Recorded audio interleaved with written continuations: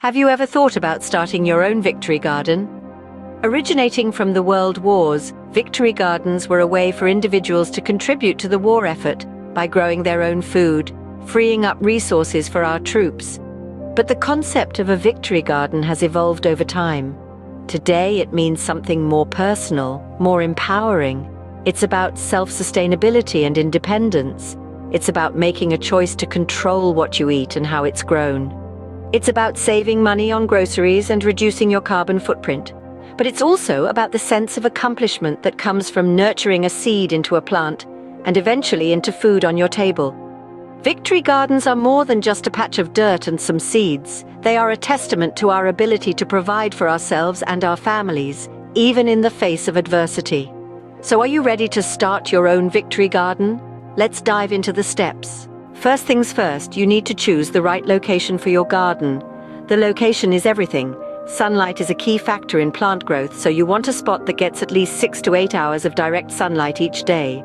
Don't have a sun-drenched spot? Don't worry, there are plenty of plants that thrive in partial shade. Another consideration is water. Plants need water, so your garden location should be close to a water source or somewhere you can easily reach with a hose or watering can. And then there's the soil. Plants need nutrient-rich, well-drained soil to grow. You can test your soil with a home kit or just observe it. If water pools on the surface for a long time after a heavy rain, it might not drain well. Remember, your garden doesn't have to be massive. It can be a small patch in your backyard or even a corner of your balcony. The key is to choose a location that will give your plants the best chance to thrive. Now that you've chosen the perfect spot, the next step is planning. A well-planned garden is a successful garden. Now let's dive into the planning phase. The layout of your garden is crucial.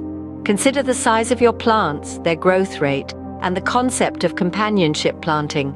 Larger plants can offer shade to smaller ones, while faster-growing plants can be harvested before slower ones need the space. Companionship planting, where certain plants benefit each other when grown together, can also maximize your garden's productivity. Next, consider your climate and personal preference when choosing plants. Some plants thrive in cooler climates while others need that hot summer sun. Also, think about what you and your family enjoy eating.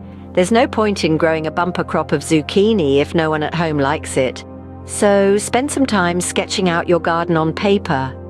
Factor in plant size, growth rates, companionship planting, climate, and preference. With a solid plan in hand, you're ready to prepare your garden bed. Now it's time to get your hands dirty. Preparing your garden bed is a vital step in ensuring your plants thrive. Start by clearing the area. Remove any weeds, stones, or debris that may hinder your plant's growth. Now, it's time to till. Tilling the soil helps to loosen it, making it easier for your plant's roots to penetrate deep and absorb essential nutrients. Once you've tilled, enrich your soil with compost. Compost is a gardener's best friend. It provides nutrients and improves soil structure, promoting healthy plant growth. You can make your own or buy from a local garden center. And let's not forget about support. If you're planting vegetables that climb like beans or peas, you'll need to set up trellises or stakes. These structures provide support, helping your plants grow in the right direction. With the garden bed ready, you're set to plant your seeds.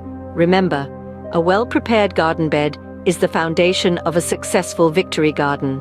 Now comes the exciting part, planting your seeds. This is where the magic truly begins. Whether you're planting seeds or seedlings, the process is quite straightforward. For seeds, start by making a small hole in your prepared soil.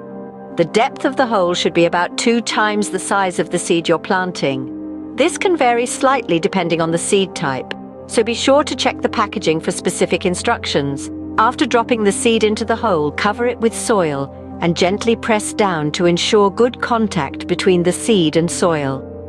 If you're planting seedlings, dig a hole that is deep and wide enough to accommodate the roots. Place the seedling in the hole, making sure the top of the root ball is level with the soil surface.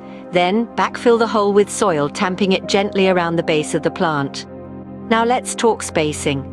This is crucial as plants need room to grow and spread. The spacing between plants will vary depending on what you're growing, so always refer to the seed packet or plant tag for guidance. After planting, water your garden thoroughly. This is essential to help the seeds or seedlings settle in.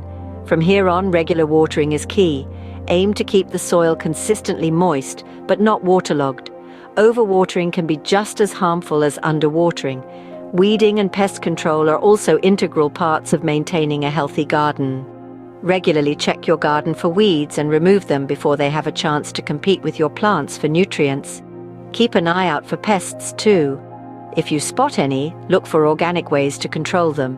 Remember, the goal is to cultivate a garden that is not only bountiful, but also environmentally friendly. Lastly, patience is key. Gardening is not a race, but a journey. Enjoy the process and watch as your garden slowly transforms from a patch of dirt into a vibrant, life-filled space.